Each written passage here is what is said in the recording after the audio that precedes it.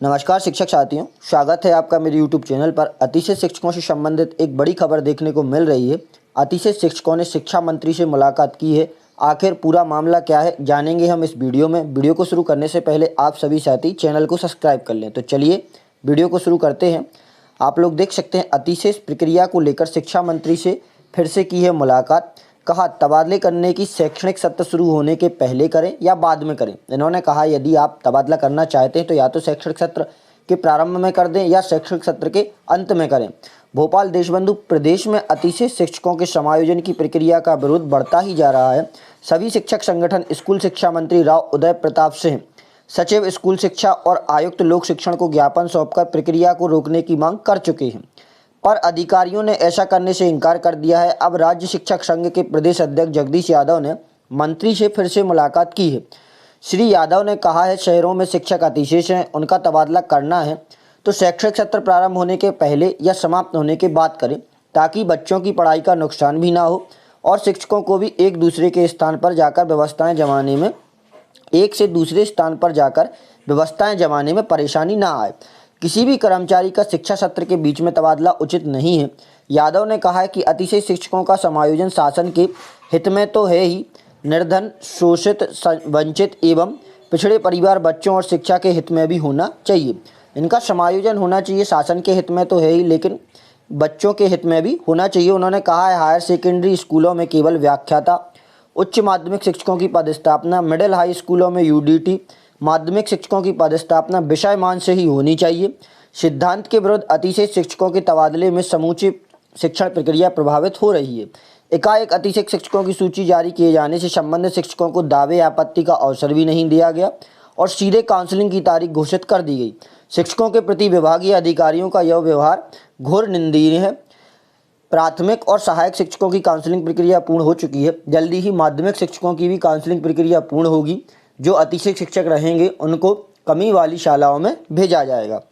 आगे, शासकीय शिक्षक संगठन मध्य प्रदेश ने मुख्यमंत्री से की है मांग कि अतिशय शिक्षकों की समायोजन की नीति बनाने वाले पर ही हो कार्रवाई। उन्होंने नीति बनाने वालों पर कार्रवाई की मांग कही गई है। अतिशय शिक्षक समायोजन प्रक्रिया से नाराज चल रहे शिक्षकों ने मुख्यमंत्री मोहन यादव और स्कूल शिक्षा मंत्री उदय प्रताप सिंह से नीति निर्धारक अधिकारियों पर कार्रवाई की मांग की है। साथ ही उन्होंने कहा है कि विसंगतिपूर्ण अतिशय प्रक्रिया के नाम पर प्रदेश भर के शिक्षकों को परेशान किया जा रहा है। कार्रवाई से पहले इस पर रोक लगाई जाए।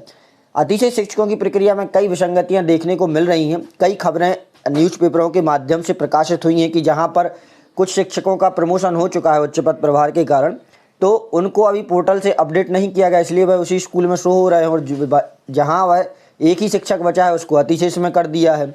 और कहीं कहीं ऐसा भी देखने को मिला है कि अतिशेष में करना किसी को था लेकिन दूसरे शिक्षक का नाम आ गया, पोर्टल पर दूसरे शिक्षक का नाम चढ़ा हुआ है। इस प्रकार की कई विसंगतियां देखने को मिली हैं, जिसका विरोध शिक्षक साथी कर रहे हैं। शासकीय शिक्षक संगठन के कार्यकारी अध्यक्ष उपेंद्र कौशल का कहना है कि स्कूल शिक्षा विभाग के माध्यमिक, हाई और हायर सेकेंडरी स्कूलों में विषयवार पद स्वीकृत हैं और स्वीकृत पदों के विरुद्ध शिक्षकों की स्कूल में पदस्थापना होती है, तो अतिशय शिक्षक कहाँ से है? यह नीति निर्धारक अधिकारी हैं जो स्कूलों को स्वीकृत पद से अधिक शिक्षकों की पदस्थापना कर देते हैं। बाद में उन्हें अतिशेष कहकर हटाया जाता है। समायोजन के नाम पर परेशान भी किया जाता है। श्री कौशल कहते हैं कि राजनीतिक और अन्य पहुंच के बल पर तबादला कराकर पसंदीदा स्कूल में पहुंचने वाले जूनियर शिक्षक अतिशय शिक्षकों की समायोजन की प्रक्रिया के दौरान कब सीनियर हो जाते हैं पता ही नहीं चलता। स्कूलों में विषयवार पद स्वीकृत हैं, सभी पद पहले से भरे हैं। जब रिक्त पद हैं ही नहीं तो शिक्षक को पदस्थ ही क्यों किया जाता है, और जब शिक्षक पदस्थ कर दिया तो अतिशय सीनियर शिक्षक कैसे हो जाता है?